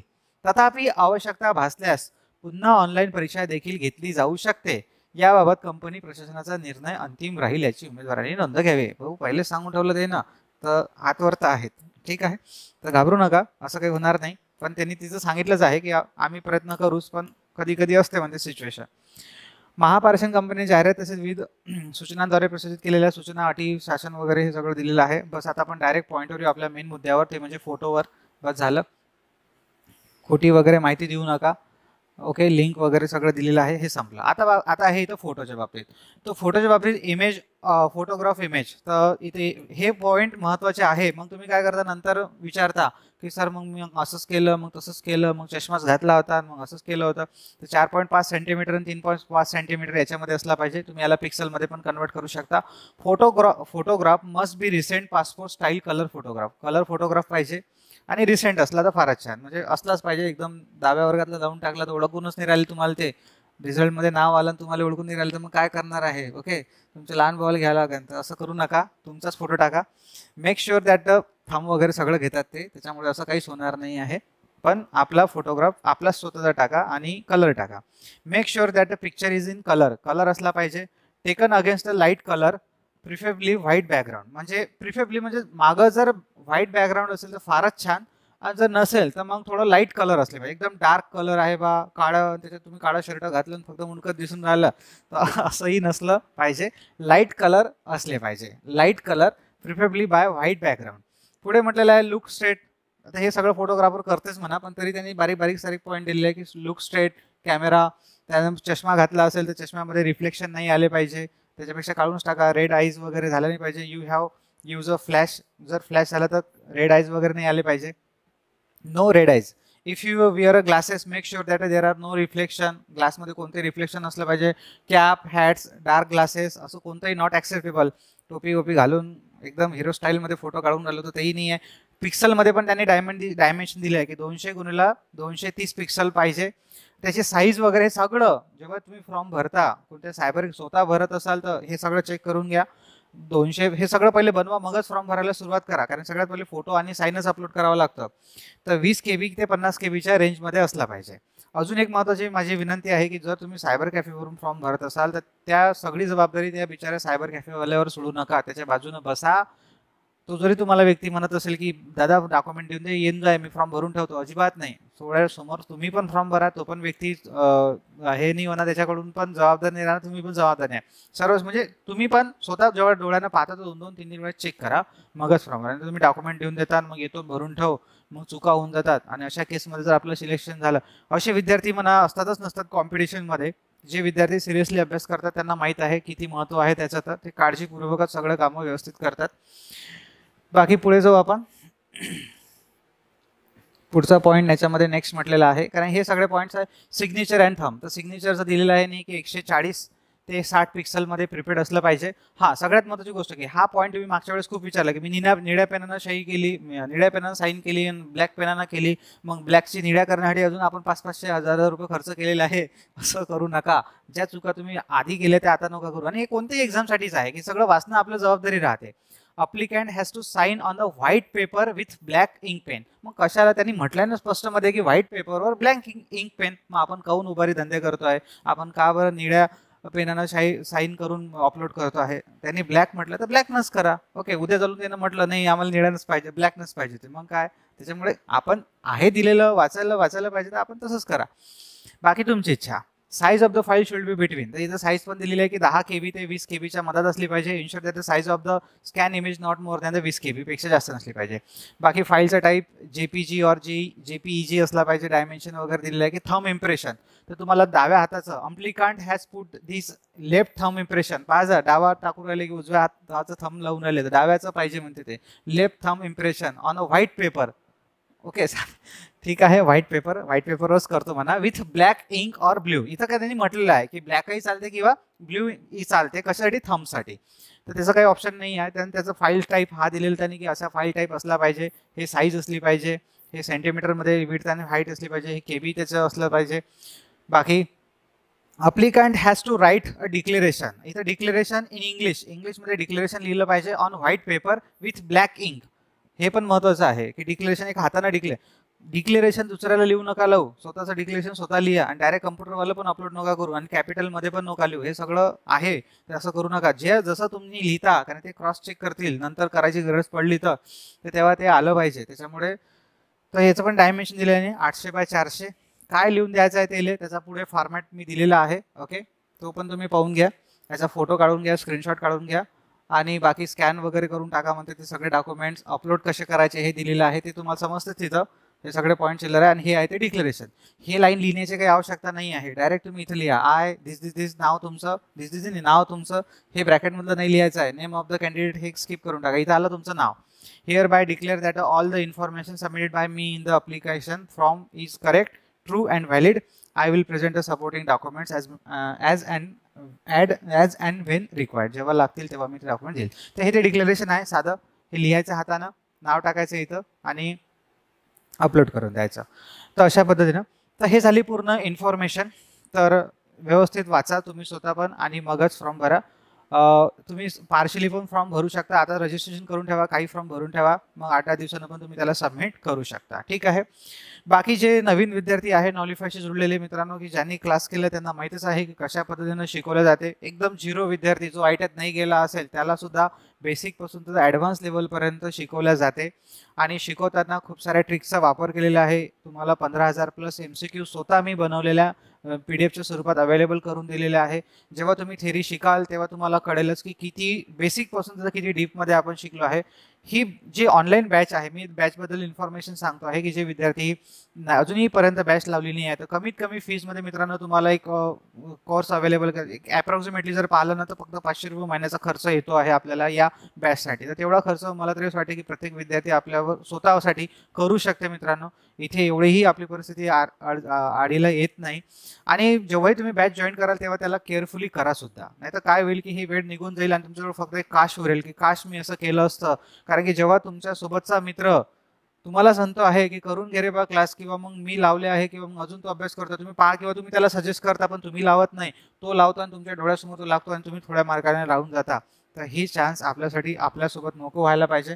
त्यामुळे ही बॅच तुम्हाला महापारेषण, महावितरण, जे वायरमॅनचे विद्यार्थी आहेत त्यांना महावितरण किंवा अजून काही म्हणजे याच्यासाठी इलेक्ट्रिशियनचे दोन्हीसाठी अवेलेबल म्हणजे हे आहे, अप्लिकेबल आहे. वायरमॅनचे विद्यार्थी महापारेषण, MIDC किंवा अजून काही हे जेवढे डिपार्टमेंट आहे, महावितरण, महाजनको, महाट्रान्सको, इस्रो किंवा रेल्वेच्या जागा आहे, बारकाई, DRDO, पॉवर ग्रिड, या सर्वांसाठी तुम्हाला कामी पडेल. महाराष्ट्रात सगळ्यात पहिले मी अजून सांगतो आहे, ओके, म्हणजे 2016 पासून सगळ्यात पहिली अकॅडमी नॉलिफाय. फक्त एवढाच की आपल्याला प्रचार जास्त नसतो, पण तेव्हापासून आणि 200 पेक्षा जास्त रिझल्ट आपण आतापर्यंत दिलेले आहे. तर तुम्ही जेव्हा क्लास कराल तेव्हा तुम्हाला कळेलच की काय क्वालिटी तुम्हाला इथे भेटते आहे आणि कशा पद्धतीचं शिक्षण आहे आणि काय काय सपोर्ट्स आहे. आता जेही विद्यार्थी जॉईन केलेले आहेत त्यांना कळेलच, कारण की जेव्हाही अजून आपण तर नोट्स दिलेलेच आहे, अजून जे मला द्यायचं आहे ते तुम्हाला पेपरच्या 2 दिवसाआधी 4 दिवसाआधी पण मिळणार आहे, पण ते आता नाही. तर ते पेपरचे फक्त त्याचा फायदा तुम्हाला आपल्या नॉलिफायच्या विद्यार्थ्यांनाच होईल. तर इथे तुम्हाला ऑनलाईन रेग्युलर बॅच पण करता येईल. त्यासाठी तुम्ही डिटेलसाठी नंबरवर मेसेज करू शकता. याची 6 महिन्याची जरी व्हॅलिडिटी आहे, पण ही बॅच तुम्ही लवकर पण संपवू शकता. जास्त सगळे लेक्चर्स प्रॉपर टाइम ड्युरेशनमध्ये आहे, 1.5 ते 2 तासाच्या रेंजमध्ये आहे. असं ती 10-15 मिनिटाचं लेक्चरची संख्या खूप मोठी, पाहणं जीवर येऊन राहिलं, प्रॉपरली दिलं, प्रॉपरली प्रोजेक्टरचा यूज केलेला आहे शिकवताना. कारण की ते व्हाईट बोर्डवरची बॅच आहे, पण तरी तिथं प्रत्येक गोष्टीसाठी प्रोजेक्टरचा यूज केलेला आहे. प्रॉपर नोट्स तुम्हाला बनवून दिलेले आहे. सोबत तुम्हाला एक MCQ बॅच पण दिलेली आहे. व्ह्यूज टाइम जास्त आहे. जेव्हा पाहिजे तेव्हा तुम्ही करू शकता लेक्चर, जसे पाहिजे तसे, कोणत्याही वेळेचं बंधन नाही आहे. आणि MCQ साठी पण तुम्हाला MCQ बॅचसाठी पण व्हॅलिडिटी दिली आहे. टेस्ट सिरीज आहे, टेस्ट ऑनलाईन आणि ऑनलाईन टेस्ट आहे, चॅप्टर वाईज आणि फुल लेंथ वगैरे. तर तुम्ही इथं टेक्निकलची बॅच करू शकता किंवा मग नॉन टेक्निकलची बॅच करू शकता. नॉन टेक्निकलची थेरी, फास्ट ट्रॅक दोन्ही अवेलेबल आहे. हीच टेक्निकलची बॅच तुम्हाला फास्ट ट्रॅकमध्ये पण अवेलेबल आहे. ओके, म्हणजे आपली जे ऑफलाईन फास्ट ट्रॅक बॅच झाली होती तीच आपण रेकॉर्डेड फॉर्ममध्ये ॲपवर अवेलेबल करून दिलेली आहे. ही ती बॅच आहे आपली फास्ट ट्रॅकची. तर याच्यामध्ये आणि ही आपली रेग्युलरची बॅच तर ऑफलाईनची. तर ऑनलाईनमध्ये अंकगणित बुद्धिमत्तेची पण बॅच तुम्ही लावू शकता. ही पण याच्यामध्ये तुम्हाला एक्झाम ओरिएंटेड शिकवलेलं आहे. New online fast track theory batch, ही जे फास्ट ट्रॅक थेरी बॅच आहे ही पण आहे त्याच्यामध्ये. काही तर हे रिसेंटली सिलेक्टेड आहे. ओके, याच्यामध्ये अजून भरपूर सारे विद्यार्थी तुम्हाला ॲपवर पाहायला भेटतील. तर ज्या विद्यार्थ्यांना डेमो लेक्चर्स पाहायचे आहे त्यांनी नॉलिफाय ॲप डाउनलोड करा किंवा मग यूट्यूबवर पण आपण काही डेमो लेक्चर्स थेरीचे टाकलेले आहे, तर ते तुम्ही पाहू शकता. आणि अजून आपले जे MCQ सेशन्स आहे ते पण यूट्यूबसाठी चालू होणारच आहे लवकरात लवकर. तर त्याचा पण फायदा आपल्या इतर जेवढे विद्यार्थी आहे नॉलिफाय व्यतिरिक्त त्यांना पण मिळणार आहे. तर हे नंबर्स आहे 9096-900-567. जस्ट हाय मेसेज करायचा आहे, तुम्हाला बॅचचे डिटेल्स येतील किंवा तुम्हाला ज्या बॅचचे डिटेल्स पाहिजे असेल ऑफलाईन आणि ऑनलाईन त्याची माहिती मागा. तुम्ही कॉल पण करू शकता किंवा मग व्हॉट्सअपला डायरेक्ट मेसेज पण करू शकता. एक जस्ट फक्त मेसेज करायचा आहे, डिटेल्स येतात वाचून घ्या, कॉल करा, समजून घ्या, डेमो लेक्चर्स पाहून घ्या आणि बॅच जॉईन करू शकता तुम्ही. ठीक आहे, फक्त एकदा बॅच जॉईन करण्या अगोदर डिटेल्स पाहून घ्या, वाचून घ्या. तर हा आहे 9096-004-93-1449 किंवा मग 8624-900-576 असे नंबर्स आहे. ओके, तर ॲडमिशन प्रोसेस फार सिम्पल आहे आणि आपले क्लासेस जे आहे ते अमरावतीला आहे आणि सध्या अकोल्याला चालू आहे. अकोल्याला एक सॅटर्डे संडे वीकेंड बॅच चालू आहे आणि अमरावतीला ऑफलाईन रेग्युलर बॅच चालू आहे. बाकी ऑनलाईन तुम्ही कुठूनही करू शकता.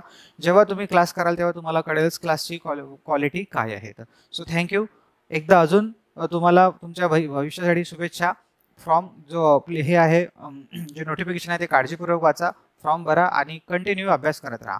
अभ्यास केल्याच्या नंतर त्याच्यावर रिव्हिजन करणं फार गरजेचं आहे. जर रिव्हिजन नाही केलं तर सगळं आपल्याला विसर पडेल आणि सगळं असं वाटेल आपल्याला नव्यानं आहे. त्याच्यामुळे कंटिन्युअस दररोज रिव्हिजन करणं पण आवश्यकता आहे. So thank you, bye bye.